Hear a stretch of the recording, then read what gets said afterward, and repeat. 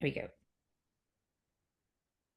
All right, hello everybody. Welcome to my talk titled Folkloric Frankensteins Navigating Horror in Culturally Hybridized Communities. Thank you all for attending here today. Thank you also to Sam. I said this earlier, but I'll repeat it yet again. Thank you for arranging these talks through Romancing the Gothic. It truly is very important. Scholarship is nothing without community, and through such things are facilitating literally international communities. So, it's absolutely essential. Thank you. Yeah, please feel free to reach out with any questions, put them in the chat as Sam outlined.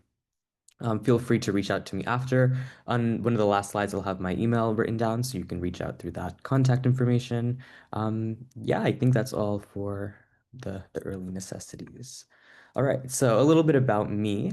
My name is Tyler. I'm a BA math student at the University of Chicago, studying creative writing fiction and English literature.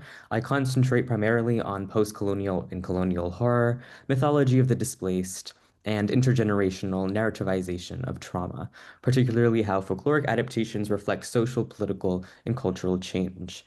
To humanize me a little bit, I included these fun facts at the bottom. I've traveled to 30 countries. I've been fortunate to do so, and I've been able to see a fraction of this beautiful wide world. And recently, I featured on Trinidadian television talking about Ram Leela, which is a sort of Hindu religious performance that we see in Trinidad. All right, so this title slide was actually inspired by a friend who I think should be in the call.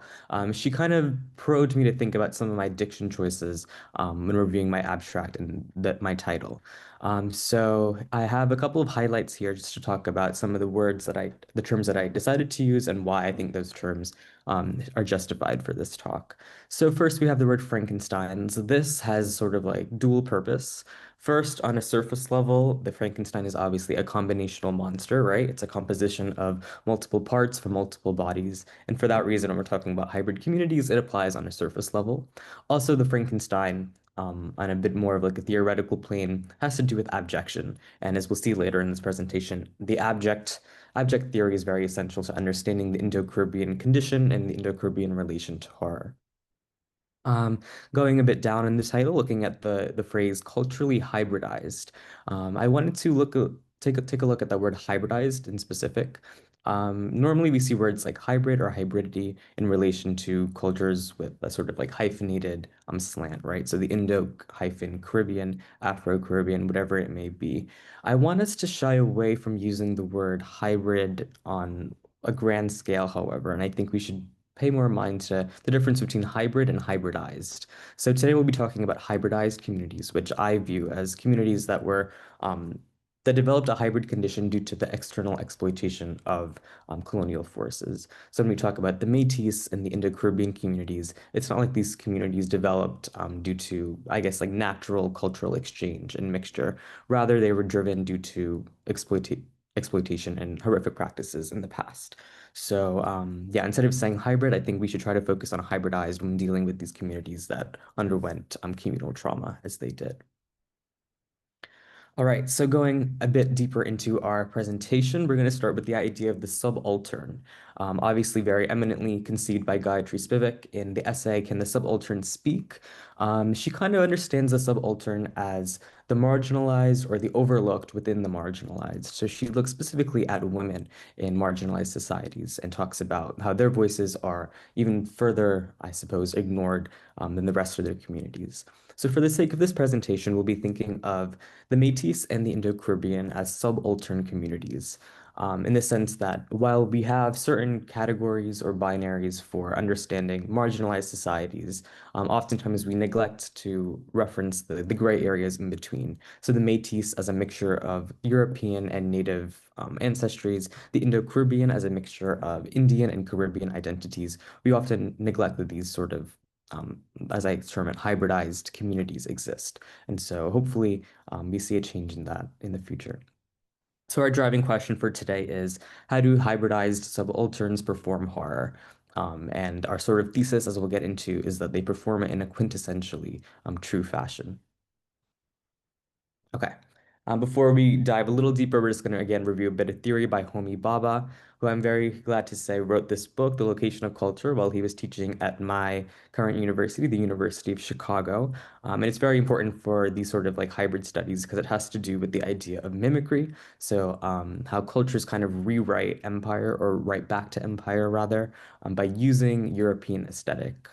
So we'll touch a little more in detail about how I think the Indo-Caribbean canon rewrites British Gothic aesthetic to kind of reply to the trauma that they endured communally. All right, so I have here four pictures. Um, I'm not sure of your individual familiarities with the Indo-Caribbean community or Indo-Caribbean existence. I was saying earlier that I know here in the States, if I introduce myself as Indo-Caribbean, somebody might just think I'm like half Indian and half Caribbean, one parent from each separate identity. The story, or rather the history of Indian indentureship, is largely overlooked in our historical pedagogy, I suppose. People don't really recognize that this horrible transplantation of humans occurred.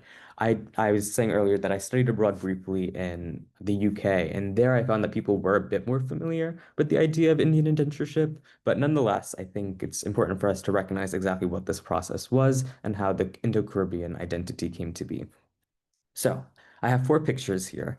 How would you feel if I told you that all four of these pictures are from the Caribbean? So even though on the left we see an individual who seems to look like she's Indian, right? I mean, she is Indian, but she's actually transplanted, and in this picture, it's taken in Guyana. So she's very decked out in jewelry. I was saying earlier, isn't that something? How a servant can actually wear so much gold, and yeah, it's very different than one would expect. But we also see on the top right what looks like a traditional quote unquote Indian wedding that's actually taking place in Guyana. And in the bottom, those bottom right pictures, we have two images that you may be more familiar with when you think about the Caribbean. So we have a picture of Carnival in Trinidad and then Rastafari and Jamaican culture on the bottom right. But our main highlight today is going to be that, the Caribbean is beyond those sorts of images. It also includes a thriving Indo-Caribbean community. So how did this Indo-Caribbean community like come to be? We've kind of been skating around this question of like what is Indian indentureship? So in its simplest form, it was the process by which 2 million Indian laborers were transported across European colonies, and 550,000 of those people went to the Caribbean.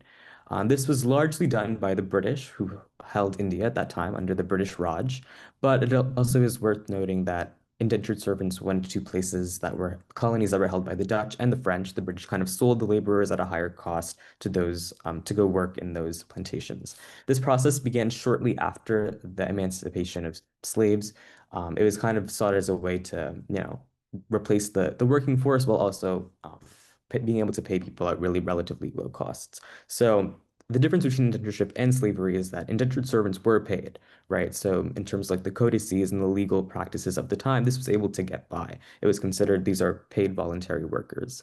When we think about the voluntary part, it's worth noting that oftentimes indentured servants were encouraged to go to the Caribbean and beyond with coercive practices. So they were told that there was El Dorado, that there was gold on the other side, and you could uplift your family from this poverty you've been living in for generations. Obviously, that was not the case. So it's very coercive in nature, and they were paid very minimally. I actually am very proud to have conducted a brief translatory study where I looked at their average wages from across 1830 to 1917, and I was able to find that in 2026 America, that'd be getting paid about $1,200 to survive for an entire year. And obviously, these people weren't just using that money for themselves, they had whole families to sustain with $1,200 a year. So very minimal.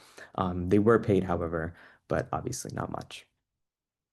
They were housed in former slave barracks and subject to severe physical, emotional, and sexual abuse. That's especially true earlier on in the indenture system, from like I would say 1830s to maybe like the 1870s, when there weren't a lot of legal, I suppose, like protections for the indentured servants at that time. With the new geographies and communal traumas experienced on the plantations came a distinct Indo-Caribbean aesthetic. So if you asked, or rather if you, I suppose, witnessed an Indo-Caribbean ritual of some sort, it'd be very different from that practiced in North India, where the majority of the laborers came from. Again, we're going to take a brief aside to talk about some theory, and I promise this will be like the last theoretical discussion, and then we'll link it into to see how exactly it's appearing. So Julia Kristeva's abjection, the repulsive blurring between self and other. I'm sure, being as this is romancing the Gothic, a lot of you are familiar with this concept. It's basically the idea of the in-betweenness, right? That which can't be categorized efficiently. I won't read, I have an upcoming paper coming out in November, but I won't read all that we have here. Instead, I'll just say, we can read with, they are ethnically abstruse, some way both tethered to and alienated from home. I think that's kind of the thesis here, is that the Indo-Caribbean condition is inherently abject. It typifies this sort of in-betweenness, that hyphen in between the Indo and Caribbean, that in itself is an in-between sort of condition.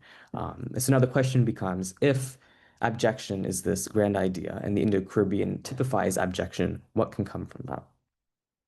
So then it makes you wonder, well, how is abjection viewed and used across the world? So abjection in Western monstrosity is of the utmost importance.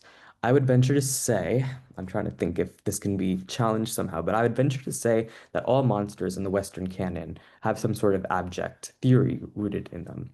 So when we think about the monstrous feminine as analyzed by Barbara Creed, that's abjection at its core. When we think about the animalistic human, so these beings with fangs, right? We think of vampires with fangs, werewolves, that sort of cross the in-betweenness of animal and human. We think of bodily ooze.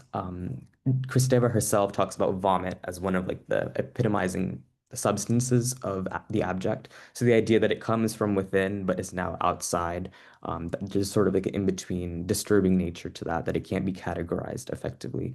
In this way, I suppose like any sort of like secreted substance can be viewed along those terms. So blood, um, yeah, anything else of that nature. Then we also have the concept of the imperceivable, which, as Lovecraft famously said, the oldest and greatest fear is fear of the unknown, right? So in this way, that fear of darkness, the fear of that which we can't see, is also abject in the sense that it's in between that which is there and that which is not there, or that which we know and that which we don't know. If I don't know something is there, then I'm safe. If I know something is there, then I can approach it. But if I don't know what's happening, there's a certain horror to that, and a lack of control derived from the abjection there. And then finally, we have the idea of the undead. Kristeva herself actually, again, touches on this idea of corpses as the quintessentially abject because it's reminding us of our own abject nature or eventual abject nature. So when we see a body, for example, we're reminded of the living and the dead and how eventually we'll end up in this sort of state where we're not quite one or the other. We're just there. So now we're going to look at the Indo-Caribbean monsters and myths, and we're going to recognize how that same sort of abjection that appears in the Western canon translates to the Indo-Caribbean. So I've selected four monsters and myths for us to discuss today. First, we have the Rakas, the Churail, Dibaba, who is sort of like a soul entity in the canon, and the Ramayana. So overall, we're talking about Hinduism and Indo-Caribbean adaptations of Hinduism. I have a little note here that personally, many Indo-Caribbean folk think their cultural tales to be wrong or mistaken. Growing up, I'd often hear my Aji, my grandmother, would speak Hindi, and it would often we would say things like, "Oh, she's not using the correct terminology." If you look it up online, this word that she's saying is not the correct Hindi term, or this sort of religious story that she's relaying is not how it's written down in the scriptural texts. And so we would think of her as wrong, or we would think of ourselves as wrong, as, oh, we're Indo-Caribbean, we don't understand the true Indian identity. Because of that, many Indo-Caribbean folks turn to Bollywood as this sort of glorified model of what it means to be Indian, right? And they lose the Indo-Caribbean heritage in that way. They try to re-assimilate rather into quote unquote Indian culture. Obviously, when I say Indian culture, I know that in itself is beyond diverse. But yeah, so that's going back to the idea of Bollywood. That's something that we see happens a lot to Indo-Caribbean folks, especially as they migrate to America, to the UK. They fall more into this idea of, well, there's not really an Indo-Caribbean population, so let me become Indian. Let me watch Bollywood movies and let me trace back my roots. And in this way, the Indo-Caribbean aesthetic is kind of always under challenge and always under attack because it's so easy as it formed, it's as easy to kind of get rid of. So. Um, the last thing I have here is that it is important to consider that the Indo-Caribbean aesthetic is distinct. You can read my mentors, it sounds like a plug, but it really is a good essay of Dr. Kanisha Persad talking about indenture iteration, race, and the aesthetics of contract labor. So here she kind of theorizes that The result of indentureship is a unique, distinct aesthetic. So to view the Indo-Caribbean and the Indian as two different things is probably the best way to honestly view the storytelling that emerges from each. All right, so now we're going to dive into each monster slash myth, respectively. So first, we're going to start with the Rakas, which is basically an undead demon baby that flies from the mother upon birth and ravages all in sight. Isn't that quite a gruesome image? I think the Rakas is very interesting, very compelling as a narrative entity. To kind of complete the myth, it has to be slain by the midwife. There's varying ways on how the midwife slays the creature. Sometimes it's by banging its head against the wall, sometimes it's by wringing its neck, something like that. But it must be stopped by the midwife, otherwise this demon baby will go on a rampage and kill everybody in the village. So here we see a little bit of a discourse on gender and sexuality. I think an important um, thing to note here is that the Rakas emerges from, I suppose, sexual liberation in the sense that the Rakas is said to emerge when a mother is unfaithful to her husband or a mother is performing some sort of ill karma or ill deeds in the world, whatever that may be, as broadly conceived as it is. So in this way, the Rakas is kind of a warning for women to make sure that they're remaining Sita-esque.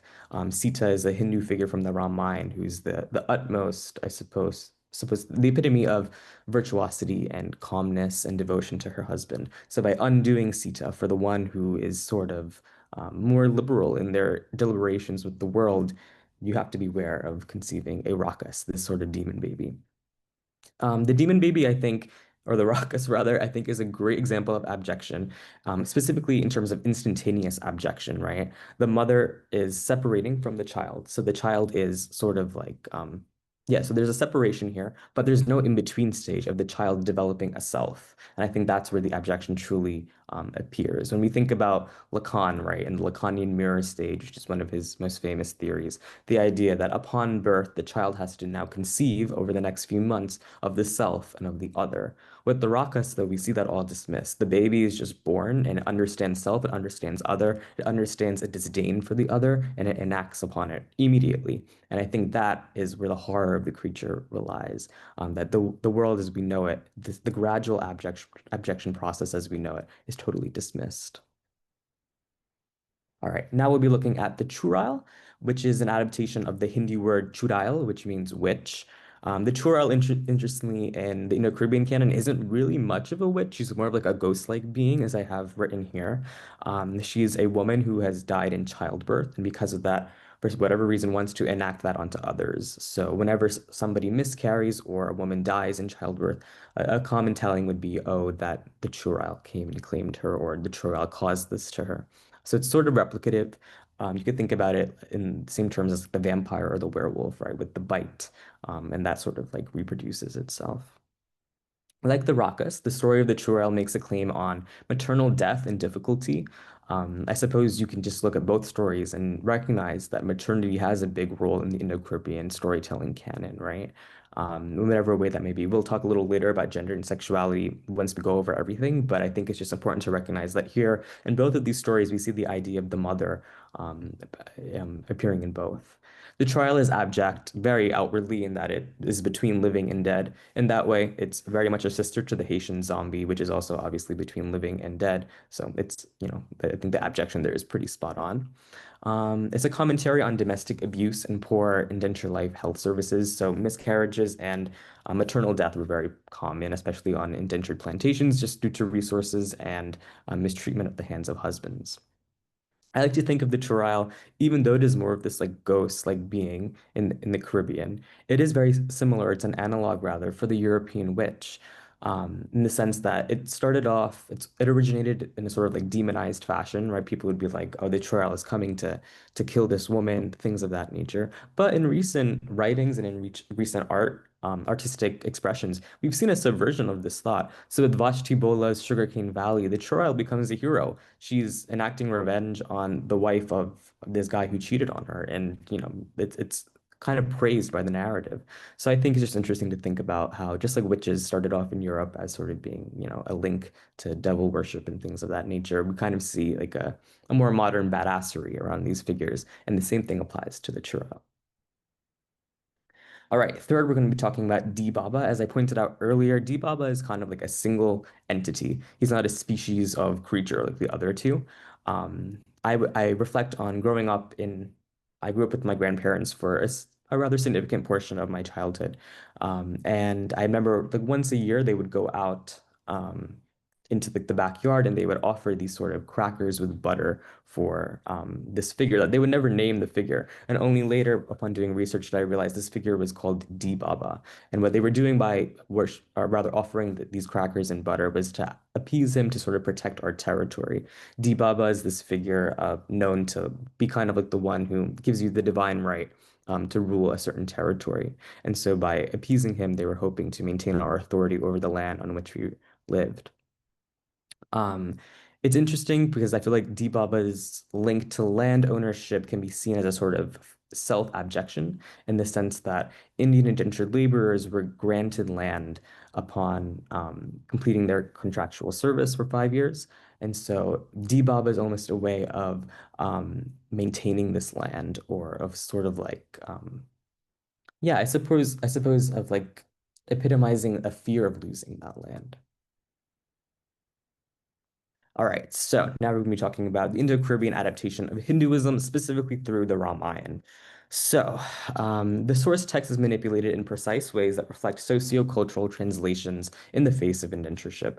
So, interestingly, like I kind of touched on this earlier about the idea of wrong culture and right culture. So the Indo-Caribbean, I suppose, community is very much raw in this idea of, oh, we're wrong culture, right? We don't know how to do things the correct way. But again, we want to shy away from that. We want to think exactly how the Indo-Caribbean canon is adapting what we see in primarily the North Indian aesthetic. One example I have here is the idea of Gaumata. So it's sort of this like goddess that takes the form of a cow. They do have this goddess in traditional North Indian culture, but the way that my Aji would tell me, my grandmother would tell me stories about this entity growing up was very much different than one would find online. Gaumata was thought of as this sort of like host for all the other deities, because Hinduism is a polytheistic religion, the host for all these other deities to then witness the Ramayana, one of the scriptures, unfold. A second example of this is that we also see in the Caribbean, Ramayana is sort of performed more than we see in traditional North Indian culture. It's accompanied by music, it's accompanied by dance. We have people dressing up and playing certain roles. We do obviously see that in India, but it's to a lesser extent in terms of the grandiosity of these performances. In Trinidad, these Ramlila performances can last for months on end, and people will come all over from different villages to watch them unfold. In this way, the Ramayana becomes a barometer for change, right? In the same way that the scripture is changing. To be specific, it's an itihasa is the Hindi word for scripture. So to see the shift of this itihasa and how it's being readapted, we can probably trace certain ways in which indentureship changed the overall cultural and social identity of the Indo-Caribbean group. I added this part here because we talked about earlier today about syncretism. So I wanted to touch on the ways that Indo-Caribbean Hinduism syncretizes or at least engages with what we see of other communities in the area. So yesterday being Good Friday, I saw this a lot on my scholarly feeds of the idea of Sipari Mai, who is kind of think of her as a mix between Sita, I mentioned her earlier from the Ramayana, she's like the female protagonist, and the Virgin Mary. And Hindus from all over Trinidad will travel for miles and miles and miles to go to this village of Sipari and worship this Virgin Mary amalgamation. So there's just interesting to think about how Hinduism, Christianity, Islam, Buddhism, so many different religions in the Caribbean, and they're all engaging with each other in a way that I suppose other nations or other countries kind of struggle with. The harmony of the Caribbean is really impressive. All right, so unmasking Indo-Caribbean folklore. I promised that we would talk a little bit about gender and sexuality. We see this especially with the two first monsters, right? So the Rakas and the Churail, they're both representing mothers and difficulties with motherhood.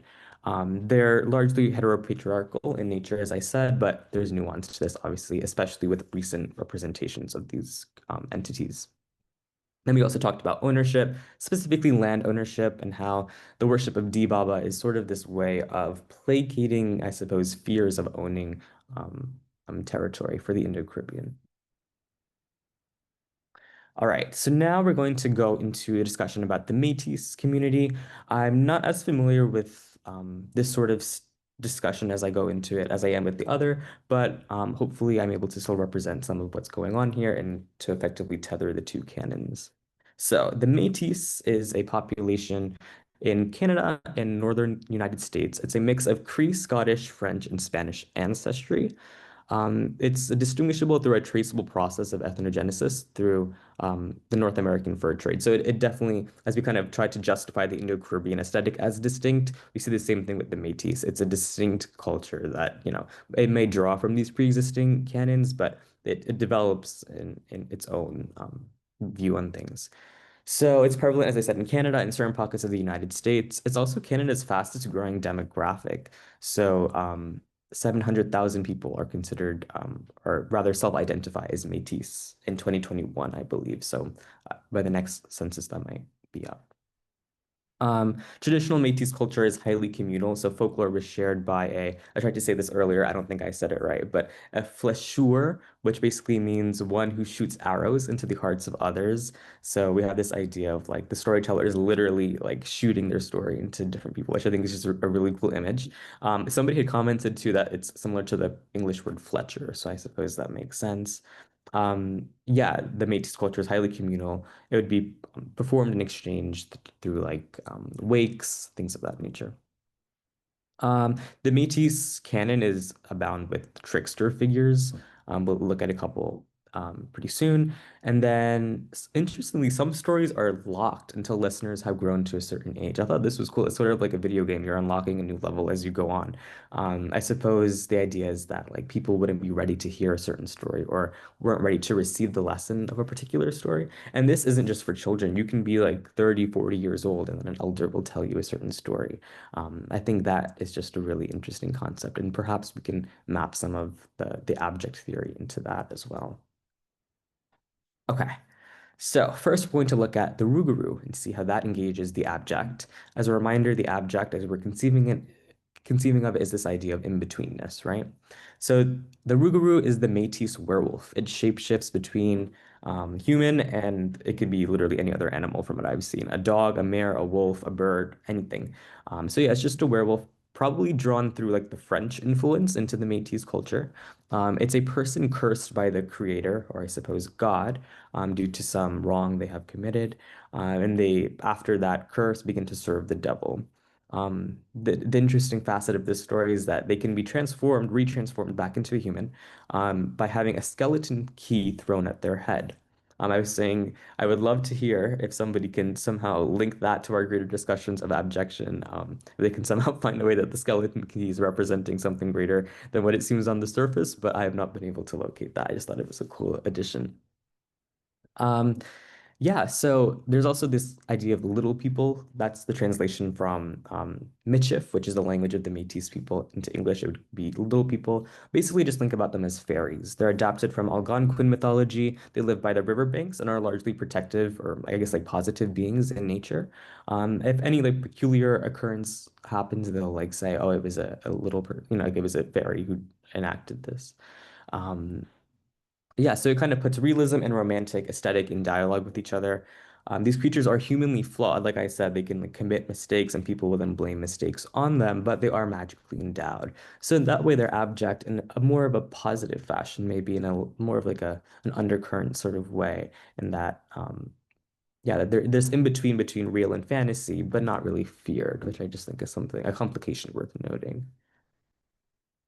All right, so I know at the last group, people recognized this being a Whiskey Jack is the anglicized name for him.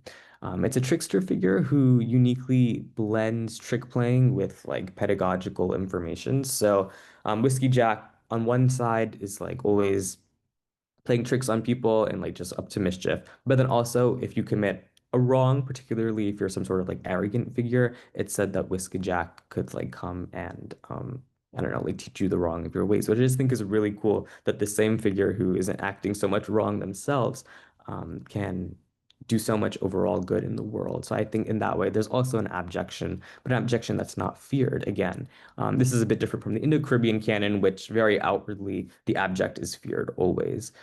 Here with the Métis canon, we see that there are figures who aren't really rooted in horror, and in fact, they're praised and sort of like admired or awed at in certain fashions. All right, so tying in the Métis condition with the Indo-Caribbean condition. When I say conditions, I just refer to like the sort of being and the storytelling that arrives from that being. So again, we see abjection as a bridge for both, but as I pointed out, the Indo-Caribbean abjection seems a lot more directly like horrified or designed to induce fear. The abjection we see in the Métis canon can sometimes be positive, and it's more so just like a cool complication rather than something to be disdained. Horror is abundant across both. Obviously, the latter still does have, like I said, like positive stories, but there's still a lot of horror in both. And this horror is used to facilitate growth, not only for children, but also for adults to come to terms with the traumas that they have endured due to colonial exploitation. All right, so our claim succinctly, let me just close this for a second so I can read it.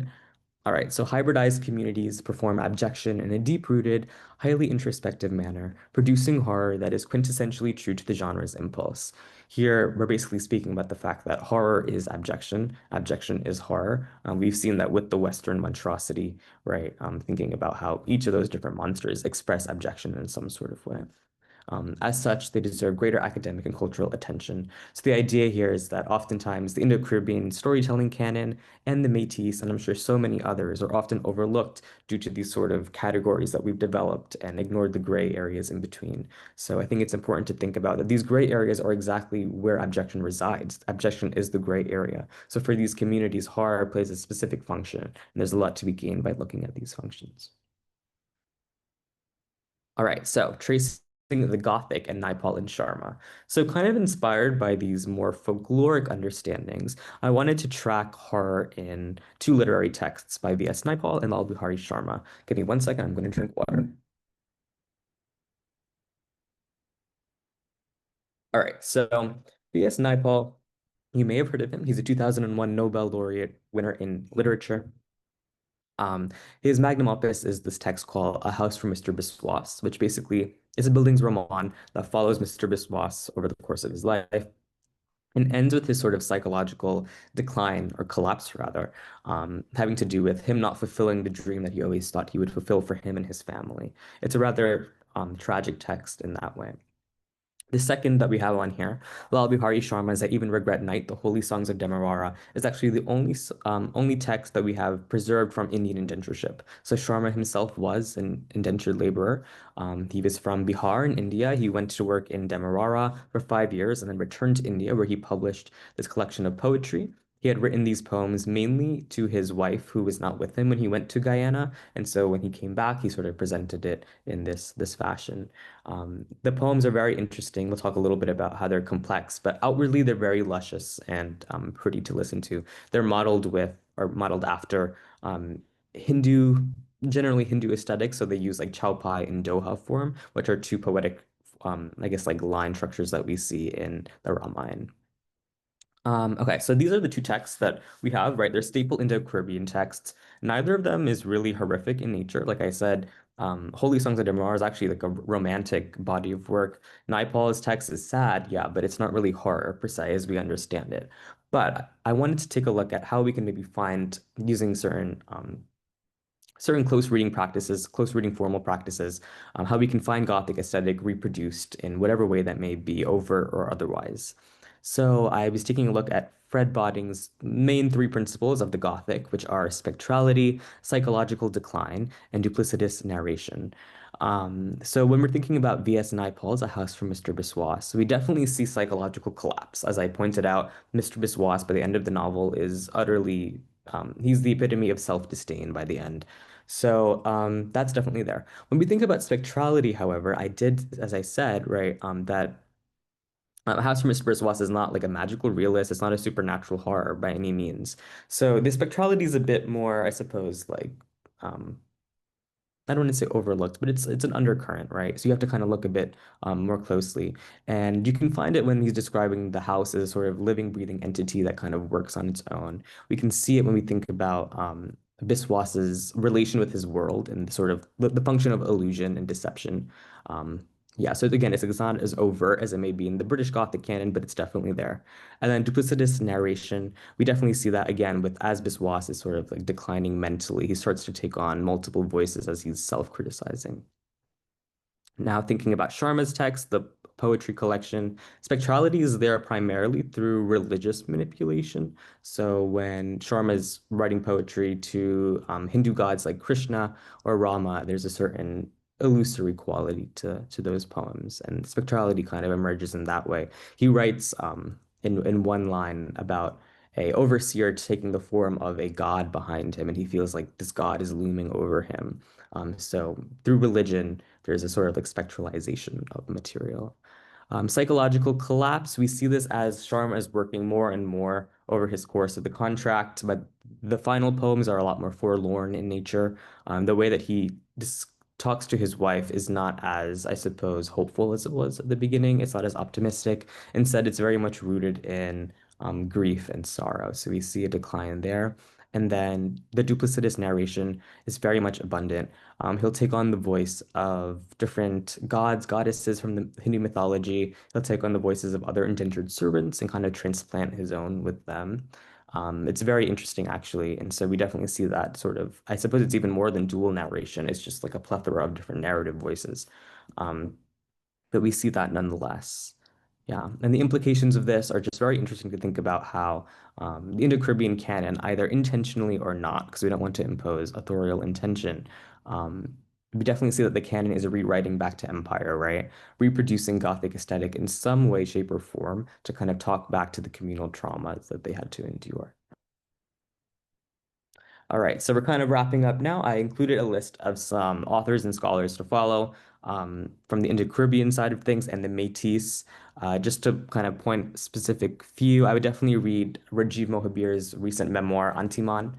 It came out in 2023, I believe. It's a great text about understanding an Indo-Guyanese migrant going to Canada and sort of like tackling his like ancestral dual identity with the new one that he's acquired by migrating to Canada. It's a very interesting read. In terms of the speculative on the Indo-Caribbean side, I would look at Shani Mutus, who wrote Sirius Blooms at Night, which is a speculative work. It's also a great queer novel as well. And for the Métis, earlier we were talking about Cherie Dimaline. I don't know if I'm saying that correctly. I don't speak French, but that first author on the right side, she writes a YA novel series. I believe the first book or one of the most essential books is The Marrow Thieves. All right, yeah, and that's really it. There's my email. I said this earlier and I'll say it again, that I'm kind of like an emerging scholar. So if you have any tips or, ways to direct me to look at certain aspects of things that maybe I've overlooked so far, it'd be very much helpful. I appreciate it. Yeah, thank you guys.